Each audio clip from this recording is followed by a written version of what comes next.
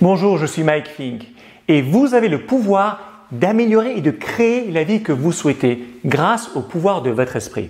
Et ma mission de vie, c'est de vous aider, de vous inspirer, de vous éduquer, de vous donner les instruments pour que vous puissiez le faire. Alors aujourd'hui, je vais vous parler de qu'est-ce que c'est que l'hypnose et surtout de comment ça affecte votre vie. Parce que c'est très important que vous compreniez ces concepts, en particulier si vous avez des enfants ou si vous avez des soucis de santé. Parce que je peux vous garantir, et vous allez le voir, que ça affecte votre vie, peut-être même quotidiennement. Donc, qu'est-ce que c'est que l'hypnose? Eh bien, tout d'abord, il faut que je vous explique comment notre esprit fonctionne. Nous avons deux parties dans notre esprit. Nous avons notre esprit conscient et notre esprit inconscient. Alors, qu'est-ce qui fait partie de notre esprit conscient? Tout d'abord, c'est la logique. La logique, c'est ce qui vous permet de raisonner, de prendre des décisions et de mettre des plans en action. La deuxième chose qui fait partie du conscient, c'est justement la volonté. Une fois que vous avez réfléchi et pris des décisions, la volonté, c'est ce qui va vous mener de l'avant pour entreprendre toutes les actions nécessaires pour mettre en place votre plan. Mais qu'est-ce qui fait partie de l'inconscient? Eh bien, dans l'inconscient, on trouve d'abord nos souvenirs. Il faut savoir que toutes les choses que vous avez vécues dans votre vie sont stockées dans votre inconscient. Par exemple, vous avez certainement eu l'expérience suivante. Vous êtes dans la voiture, vous écoutez la radio et tout d'un coup, vous entendez une chanson de votre enfance. Et là, tous les souvenirs remontent à la surface. Avec qui vous étiez, ce que vous faisiez, tout était là. C'est simplement cette chanson, cette musique qui a déclenché le souvenir. Donc, les souvenirs font partie de votre inconscient. Une autre chose qui fait partie de votre inconscient, ce sont vos émotions. Pourquoi ça fait partie de notre inconscient? Parce qu'on ne choisit pas ses émotions consciemment. C'est-à-dire que vous ne vous réveillez pas le matin en vous disant « Tiens, ça fait 2 semaines que je suis heureux. Aujourd'hui, je vais être grincheux et je vais surprendre tout le monde. » Ça ne marche pas comme ça. Il y a des façons indirectes de pouvoir influencer nos émotions, mais en général, nous sommes sujets à ce que nous ressentons. Nous sommes sujets à nos émotions. C'est quelque chose qui est dans notre inconscient. Une autre chose qui fait partie de notre inconscient, c'est nos habitudes. Rappelez-vous de quand vous avez appris à conduire. Au début, vous avez dû faire énormément d'efforts conscients, c'est-à-dire que vous avez intégré les informations et ensuite vous avez utilisé votre volonté, c'est-à-dire que vous deviez penser « Tiens, il faut que j'appuie sur l'embrayage, sur l'accélérateur, sur le frein, la boîte de vitesse ». Il y avait énormément de nouvelles informations et de nouvelles habitudes à mettre en place. Et en fait, ce qui s'est passé, c'est que au début, ça vous prenait énormément d'efforts conscients, mais au fur et à mesure, au travers de la répétition, eh bien, cela est devenu une habitude. Ce qui fait qu'aujourd'hui, vous pouvez conduire tranquillement et pendant que vous conduisez, vous parlez avec un passager, vous écoutez la radio et si quelqu'un passe devant vous en automatique, vous allez mettre le pied sur le frein. Vous n'avez pas besoin d'y penser consciemment. Pourquoi? Parce que c'est devenu un comportement inconscient et les habitudes font partie de votre inconscient. Une autre chose qui fait partie de votre inconscient, ce sont les croyances. Alors, les croyances, ça définit, c'est en rapport avec nos valeurs, ça définit par exemple ce qui est bien, ce qui n'est pas bien. Aider les autres, c'est bien. Tricher, c'est pas bien. Mais ça définit aussi des idées que nous avons par rapport aux causes à effet. Par exemple, il faut travailler dur pour gagner de l'argent. Ou bien, il faut avoir des diplômes pour réussir dans la vie. Une autre chose qui fait partie de l'inconscient, c'est notre identité ou nos identités. En fait, l'identité, ce sont des croyances que nous avons par rapport à nous-mêmes. Est-ce que nous nous définissons comme un bon vivant, comme un épicurien? Est-ce que nous nous définissons comme une personne qui a de la discipline? Est-ce que nous nous définissons comme un gagnant ou comme un perdant? Est-ce que nous nous définissons comme quelqu'un qui sait apprendre et qui a confiance en soi? Ou bien est-ce que nous nous définissons comme quelqu'un qui a des capacités limitées et on n'a pas confiance en soi? Donc, toutes ces choses résident dans notre inconscient. Très bien. Alors maintenant, il faut savoir qu'il y a une chose qui est une espèce de barrière qui sépare le conscient de l'inconscient et cette chose, c'est ce qu'on appelle l'esprit critique. Qu'est-ce que c'est que l'esprit critique? L'esprit critique, c'est simplement la faculté d'évaluer des informations ou des expériences avant de déterminer si elles sont valides ou valables. Donc, lorsque on vous dit quelque chose, par exemple, en particulier lorsque vous parlez de politique, on va vous donner des informations et puis vous allez évaluer si ce qu'on vous dit vous semble correct, valide ou pas. Et en fait, il faut comprendre une chose, c'est que l'esprit critique, c'est ce qui va déterminer comme un filtre ce que vous allez laisser arriver à votre inconscient.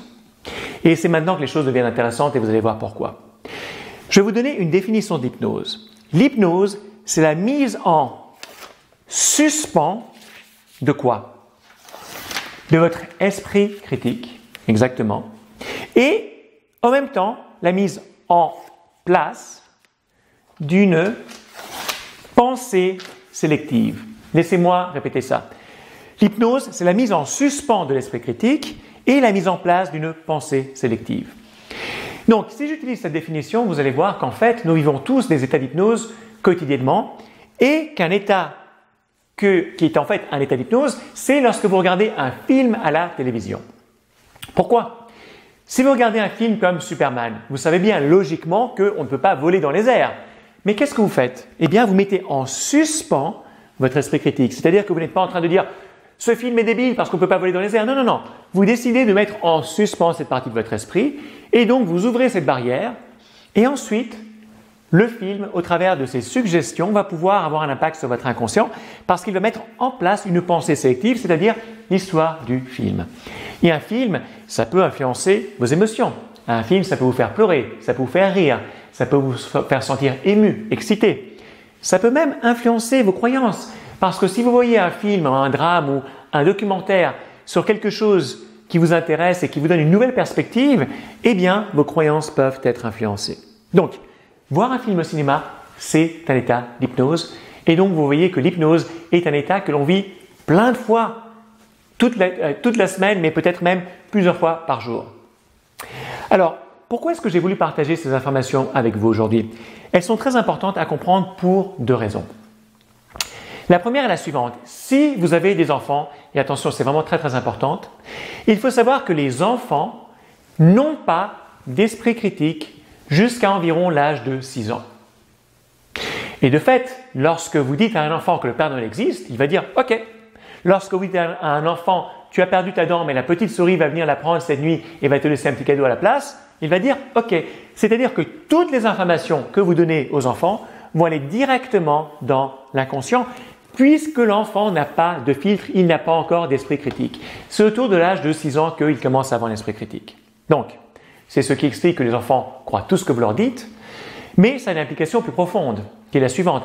Si vous avez des enfants, faites extrêmement attention aux messages que vous leur donnez et aux mots, au langage que vous employez.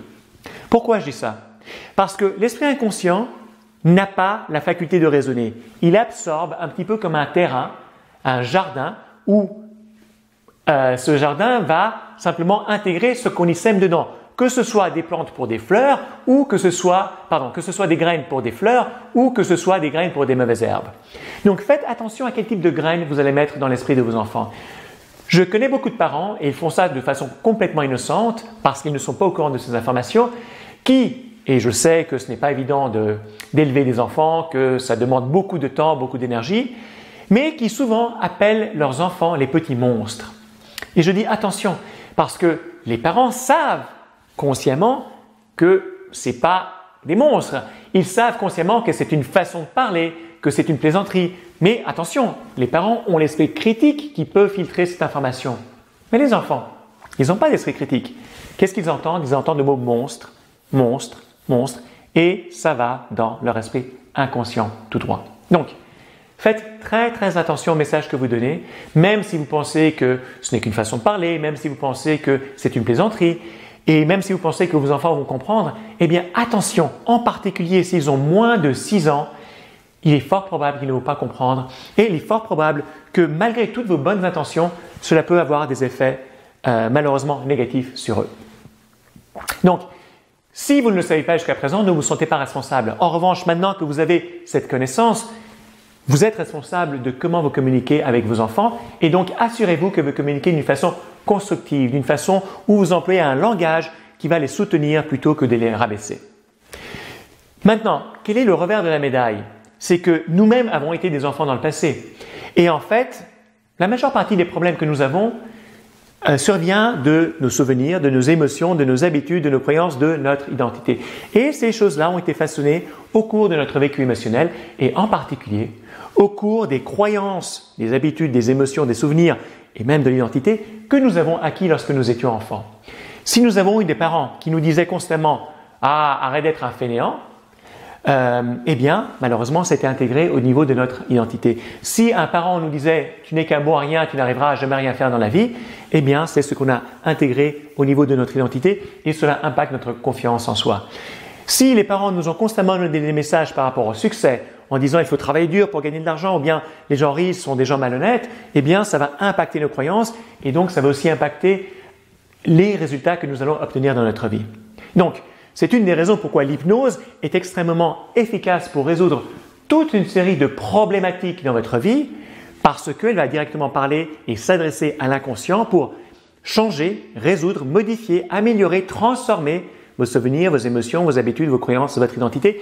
Et j'en parlerai plus longuement dans une autre vidéo sur justement comment est-ce que l'hypnose fonctionne et pourquoi c'est une des méthodes les plus efficaces et les plus rapides de changement personnel. Cela étant dit, je vous ai dit au début de cette vidéo que les informations que j'allais partager avec vous aujourd'hui étaient cruciales aussi si vous aviez des soucis de santé. Pourquoi? Parce que lorsque vous allez voir un médecin et que vous n'avez pas d'informations sur ce qu'il va vous dire, eh bien quelque part, là aussi l'esprit critique est mis de côté. Vous mettez en suspens votre esprit critique. Pourquoi? Parce que culturellement, un médecin est une figure d'autorité. Laissez-moi répéter, c'est une figure d'autorité. Et donc, a priori, tout ce que le médecin va vous dire, comme vous n'avez même pas la capacité, même si vous vouliez faire une évaluation de la validité des informations qu'il vous donne, vous n'avez pas fait 20 ans d'études en médecine pour comprendre si ce qu'il vous dit est vrai ou pas vrai. Même si aujourd'hui, grâce à Internet, nous avons plus souvent accès à des informations et on peut mettre en perspective ce que nous a dit un médecin, et c'est d'ailleurs quelque chose que je vous invite à faire.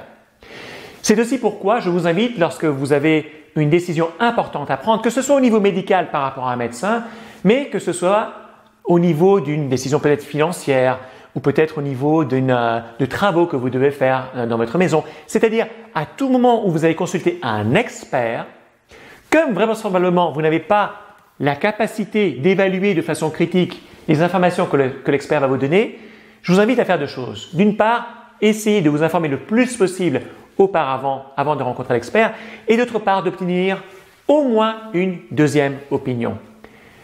Idéalement même une troisième opinion. Pourquoi je vous dis ça? Parce que lorsque nous n'avons qu'une seule opinion d'une autorité, d'un expert, eh bien vraisemblablement ce qu'il va nous dire va complètement affecter nos croyances et la façon dont nous allons agir ensuite. Si en revanche, nous avons une deuxième opinion, voire une troisième opinion, et tout d'un coup on se rend compte que les opinions sont différentes, que quelqu'un dit quelque chose mais que quelqu'un d'autre dit quelque chose de complètement différent, eh bien tout d'un coup nous avons plus la possibilité d'exercer notre esprit critique et donc de mieux rechercher ou de mieux comprendre et valider les éventuelles informations que nous avons reçues. Donc c'est très important de savoir que fondamentalement, sans cette connaissance, sans cette prise de conscience, sans les informations que je suis en train de partager aujourd'hui avec vous, eh bien souvent nous sommes proies, nous sommes sujets à ce qu'on appelle l'hypnose à l'état d'éveil. C'est-à-dire qu'à chaque fois qu'une figure d'autorité, qu'un expert, qu'un médecin, qu'un architecte, qu'un conseiller financier va nous donner des conseils, eh bien malheureusement, cela va nous influencer d'une façon beaucoup plus grande que cela ne serait peut-être justifié. Donc, c'est aussi le discours que lorsqu'un médecin vous dit « Ah, vous n'avez plus que 3 mois à vivre » ou « Ça y est, vous ne pourrez plus marcher » ou quoi que ce soit, souvent, malheureusement, ce sont des prophéties qui s'auto-réalisent. Je parlerai du discours médical et justement de cette hypnose à l'état d'éveil dans une autre vidéo plus en profondeur, mais je voudrais que pour le moment, pour le moins, vous en preniez conscience pour que vous puissiez mettre en place les démarches pour développer votre esprit critique, obtenir plusieurs opinions pour justement réveiller cet esprit critique et surtout éviter d'absorber de façon aveugle les conseils que vous donnent les figures d'autorité. Donc voilà, c'est l'information que je vais partager aujourd'hui avec vous. J'espère que vous l'avez trouvée intéressante. J'espère qu'elle vous a donné de nouvelles perspectives, de nouvelles façons de penser, de nouveaux outils, de nouveaux instruments pour améliorer votre vie. Si vous avez aimé cette vidéo, s'il vous plaît, cliquez sur le bouton j'aime, partagez cette vidéo, cliquez sur le bouton j'aime sur cette page, abonnez-vous à cette chaîne et simplement parlez-en aux autres. Ma mission de vie, c'est de vous aider à améliorer, à créer votre vie en vous inspirant, en vous éduquant, en vous donnant les bons instruments pour justement réussir à le faire. Si vous voulez avoir plus d'instruments, je vous invite à visiter mon site internet pour voir les instruments que je vous propose pour obtenir des résultats meilleurs, nouveaux et extraordinaires dans votre vie. Je suis Mike Fink, merci beaucoup pour votre attention et passez une excellente journée.